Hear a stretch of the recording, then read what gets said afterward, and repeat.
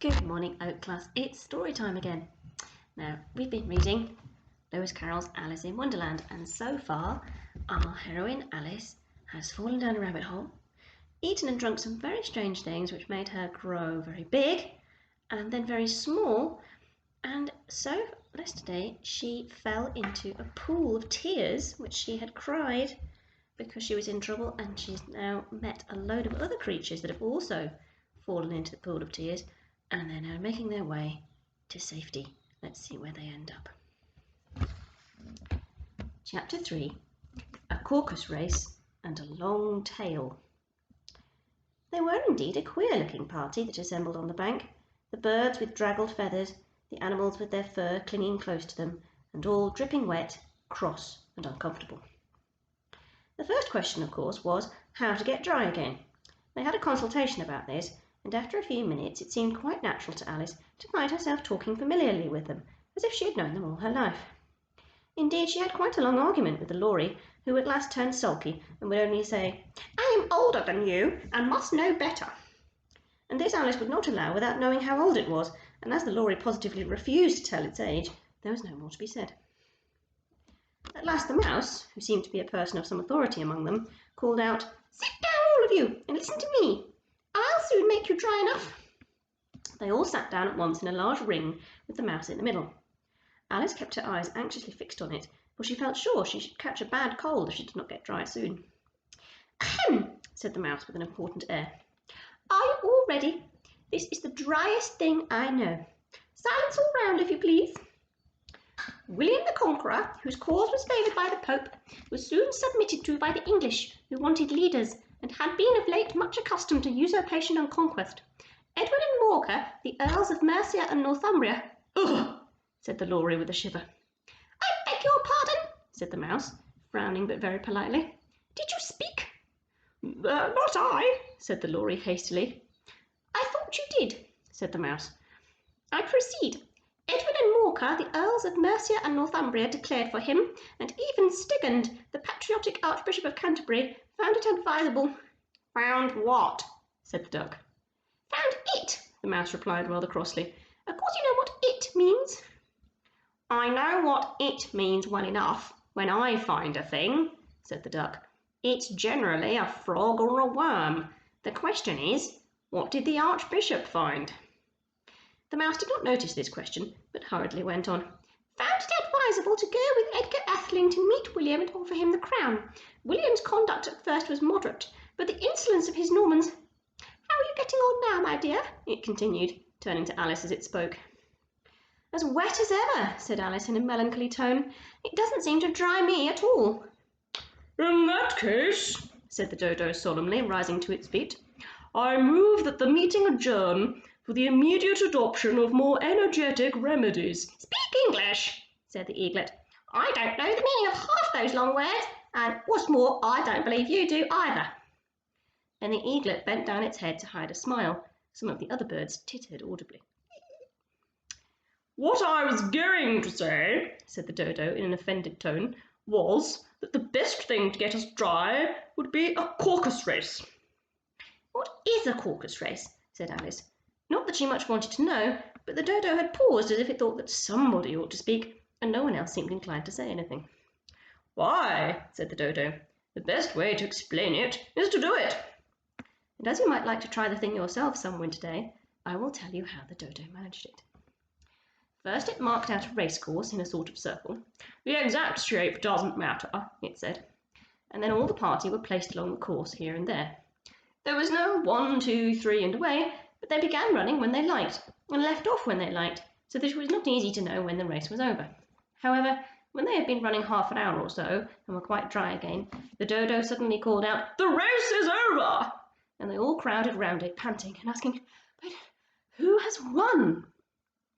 This question the Dodo could not answer without a great deal of thought, and it stood for a long time with one finger pressed upon its forehead, the position in which you usually see Shakespeare and pictures of him, while all the rest waited in silence. At last the Dodo said, "Everyone has won, and all must have prizes."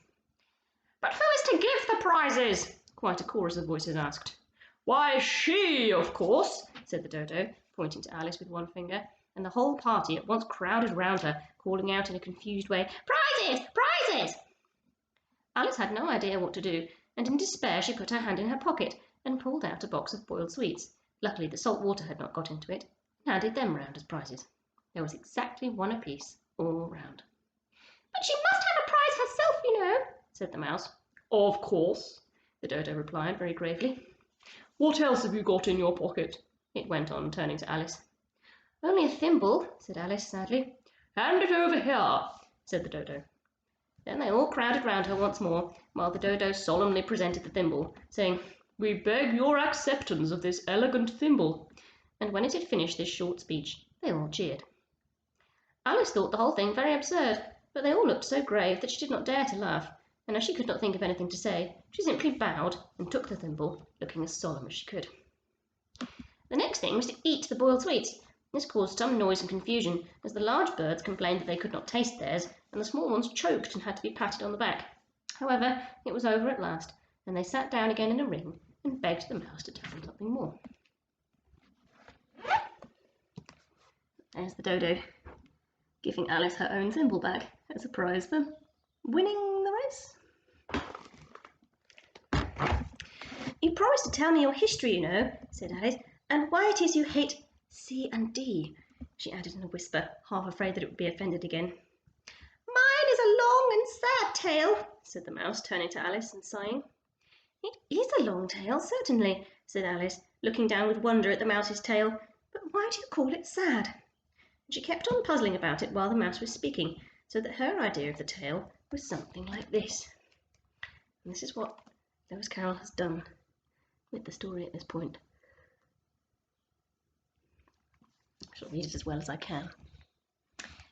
"Fury said to a mouse that he met in the house, 'Let us both go to law, I will prosecute you. Come, I'll take no denial, we must have the trial, for really this morning I've nothing to do.' Said the mouse to the cur, 'Such a trial, dear sir, with no jury or judge, would be wasting our breath.' 'I'll be judge, I'll be jury,' said cunning old Fury, 'I'll try the whole cause and condemn you to death.'" "You are not attending," said the mouse to Alice severely. "What are you thinking of?"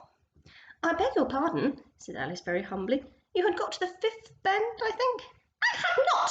cried the mouse, very sharply and angrily. "And not?" said Alice, who always ready to make herself always ready to make herself useful, and looking anxiously about her. "Oh, do let me help to undo it." "I shall do nothing of the sort," said the mouse, getting up and walking away. "You insult me by talking such nonsense." "I didn't mean it," pleaded poor Alice, "but you're so easily offended, you know." The mouse only growled in reply. "Please come back and finish your story," Alice called after it, and the others all joined in the chorus. "Yes, please do." But the mouse only shook its head impatiently and walked a little quicker. "What a pity it wouldn't stay," sighed the Lory as soon as it was quite out of sight. And an old crab took the opportunity of saying to her daughter, "Ah, my dear, let this be a lesson to you, never to lose your temper." "Hold your tongue, ma," said the young crab a little snappishly. "You're enough to try the patience of an oyster." "I wish I had our Dinah here, I know I do," said Alice aloud, addressing nobody in particular. "She'd soon fetch it back." "And who is Dinah, if I might venture to ask the question?" said the Lory. Alice replied eagerly, for she was always ready to talk about her pet. "Dinah's our cat, and she's such a capital one for catching mice, you can't think. And oh, I wish you could see her after the birds. Why, she'd eat a little bird as soon as look at it." The speech caused a remarkable sensation among the party. Some of the birds hurried off at once. One old magpie began wrapping itself up very carefully, remarking, "I really must be getting home. The night air doesn't suit my throat." And a canary called out in a trembling voice to its children, "Come away, my dears. It's high time you were all in bed." On various pretexts they all moved off, and Alice was soon left alone.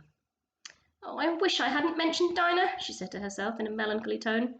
"Nobody seems to like her down here, and I'm sure she's the best cat in the world. Oh, my dear Dinah, I wonder if I shall ever see you any more." And here poor Alice began to cry again, for she felt very lonely and low-spirited. In a little while, however, she again heard a little pattering of footsteps in the distance, and she looked up eagerly, half hoping that the mouse had changed his mind and was coming back to finish his story. I wonder who it is that's coming.